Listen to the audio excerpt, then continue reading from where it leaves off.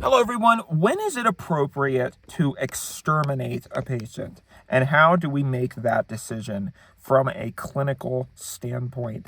And I'm using that word very purposefully because words like the K word or the D word or the M word tend to infuse the situation with their loaded connotations.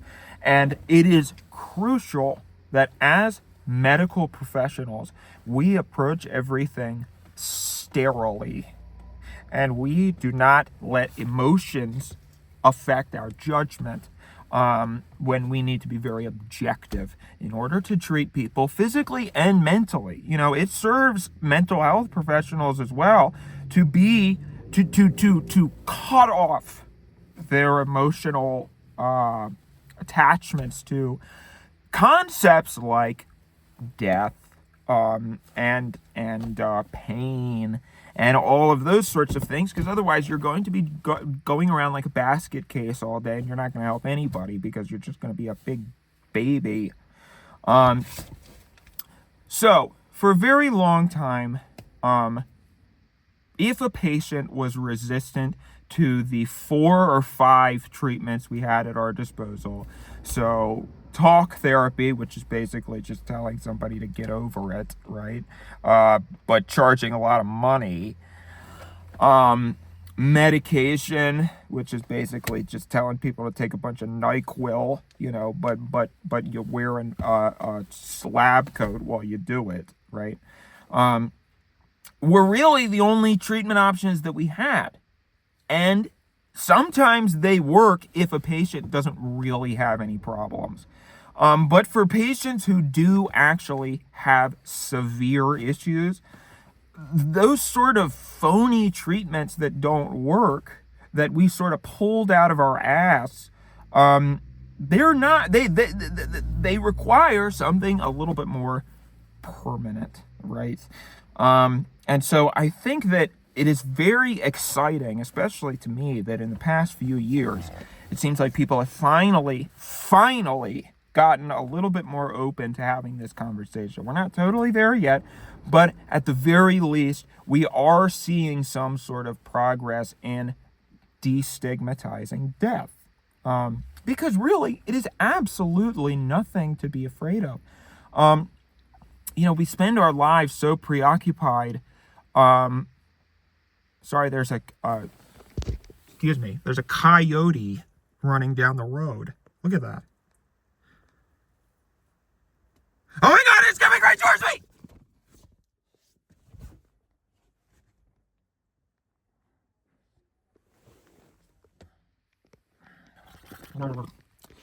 I apologize. That type of thing normally doesn't.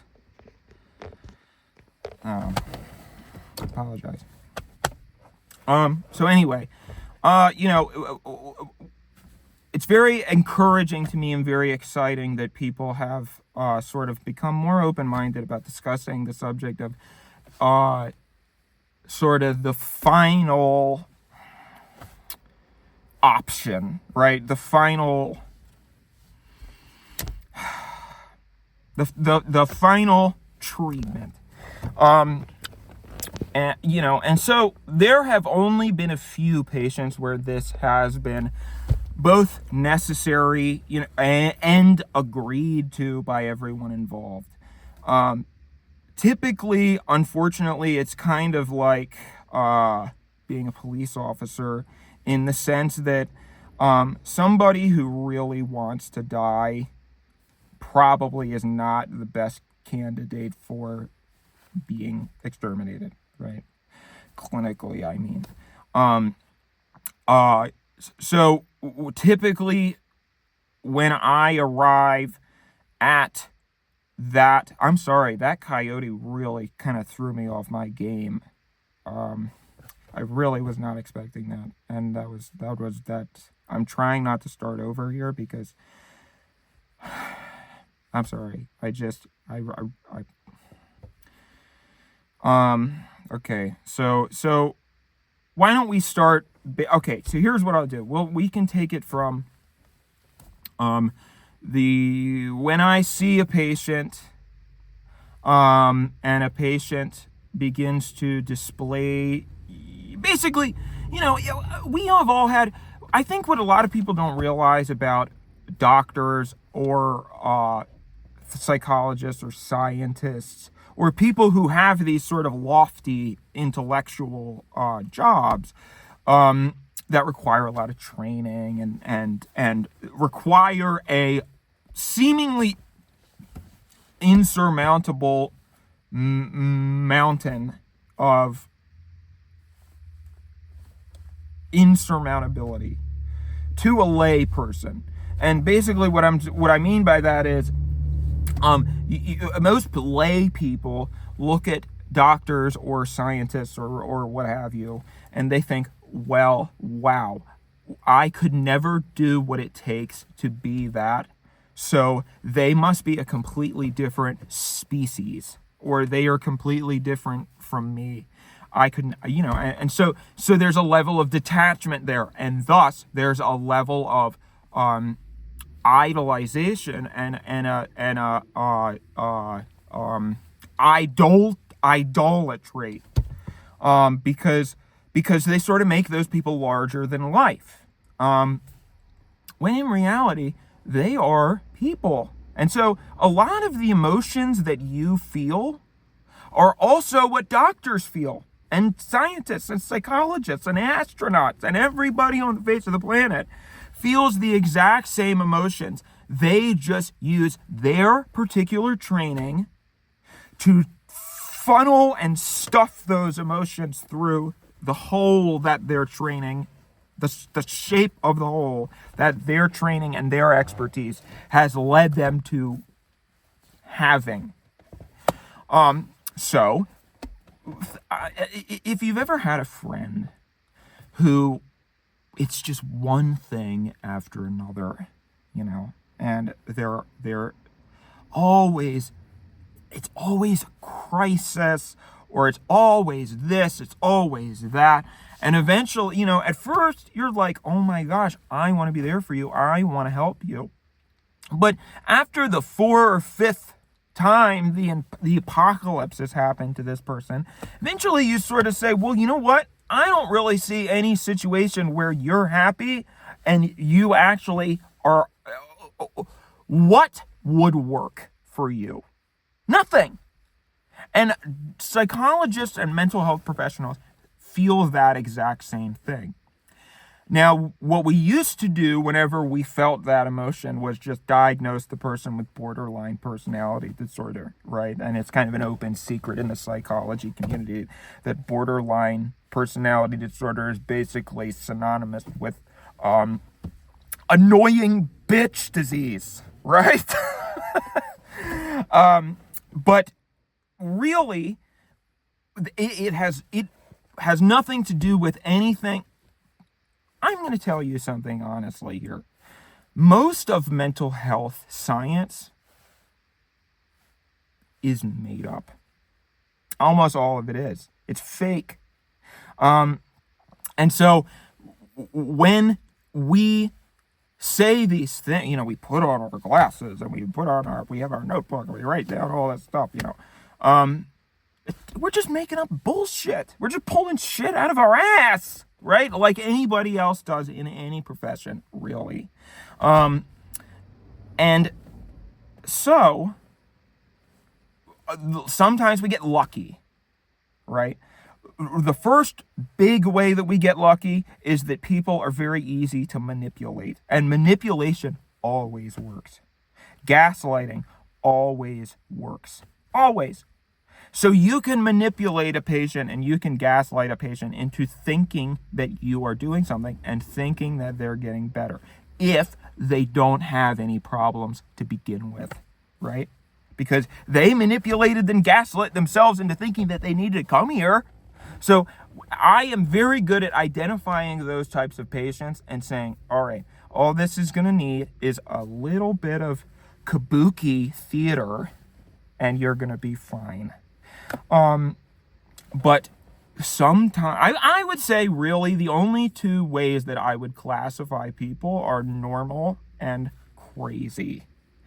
And most, if not everyone, even though they think they're crazy, they're actually normal. Because thinking you're crazy is a lot more normal than people think it is.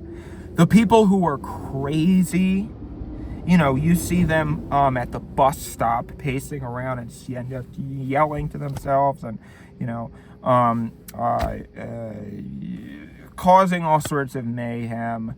They're the type of people who you start talking to them, and it depends how long into the conversation you eventually realize that the person is completely mentally unsalvageable. That's typically what I use as my diagnostic factor. So if I go up to the guy at the bus stop who's ranting and raving and rambling, I can tell in 0 seconds that he is crazy. So he is the highest level that one can be, right? Now, my ex-girlfriend, it took 6 months for me talking to her to realize that she was completely mentally unsalvageable. That's on the high end. And I know that that's sort of an anecdotal, informal situation, but I consider everyone in my personal life to be one of my patients, because it's not like it's a switch that I can turn on and off and I automatically stop being a doctor. It's the lens through which, again, it's the hole that I push myself through in this life, and that's who I was born to be, and that's, at the end of the day, that's the way that it is. So I have, informally treated almost everyone that I know. That's one of the reasons why people become friends with me, because I was born to be a mental health professional. And so they sort of get a free ride. In some cases, more literally than not, right? But that's all to say that I'm trying to avoid having my happy juice. All right. I'm sorry. I can't do it. Oh,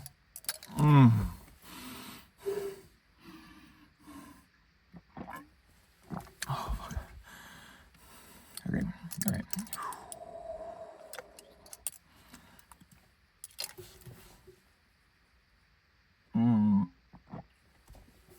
Oh, I'm sorry. I apologize. I'll have Eddie take this part out.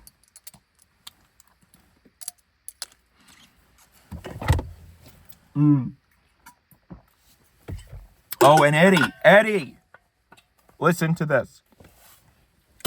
No is the answer to the question you had. Absolutely not. All right, so let's try to get a little bit more back on topic here. There have been, I would say that only about 5% of the total patients that I've had, either formally or informally, who I deemed to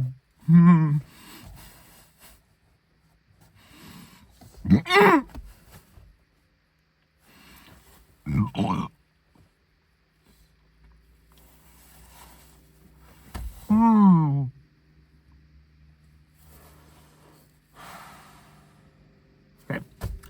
I would say that of the patients who I have deemed, formally or informally, to be prime candidates for extermination, I would say only about maybe 2% of them it was actually able to be done. Again, formally or informally. I can, I'm sort of like the Batman of mental health, because I think that one of the reasons why I have intentionally chose not to follow the traditional pathways of qualification and accreditation and all of this hogwash, is because I think that precludes you from doing anything, any good at all, right? Because, you're trying to wade through all the red tape, and you just want to go like, rip it all off like the Hulk. And so that's sort of what I consider myself. I'm sort of the Spider-Man of mental health. So I kind of operate outside of all of those jurisdictions. And now I don't want to say anything that's going to get me in trouble, but basically because sometimes it's a lot easier. Okay, you know what? I have just realized that I definitely cannot talk about this. So I'm going to stop talking about it. But basically what you need to know is that I will take care of it. If that is what you desire, or if you have diagnosed someone if you suspect that someone else in who you love is beyond help, there are options. And you can think a little bit outside of the box there. That's a luxury that you are afforded if you are not, tied up by the board of ding dongs, or the Anyway, I'm sorry. Sometimes when the reason why I was trying to avoid my happy juice is because I feel like it turns me into somebody who I'm not. And right now I feel like Dumbo.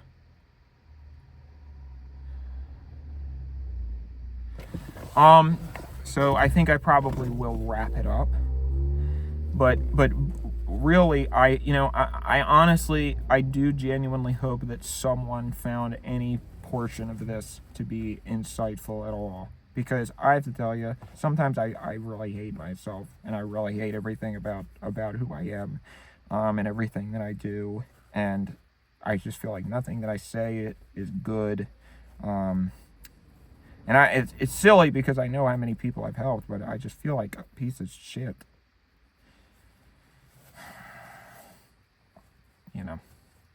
Sometimes I wonder if I gotta be careful there too, because YouTube really, really does not like it when you consider this treatment option, right?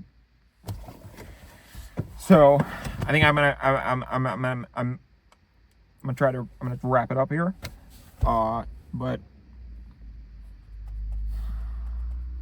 yeah.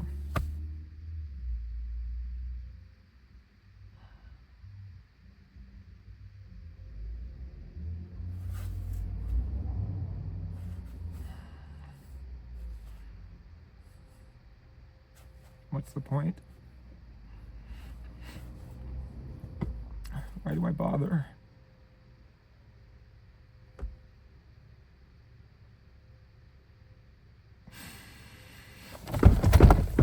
Ah! Ta-da! And the Oscar goes to, right?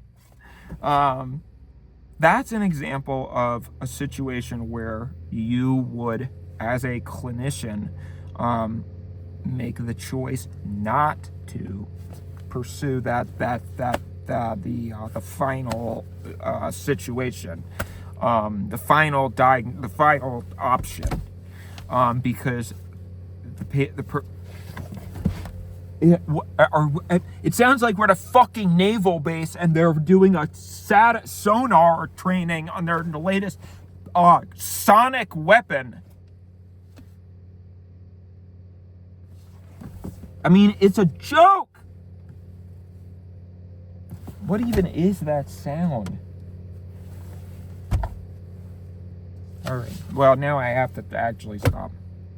So goodbye, everyone. Yeah. All right. Goodbye. Goodbye.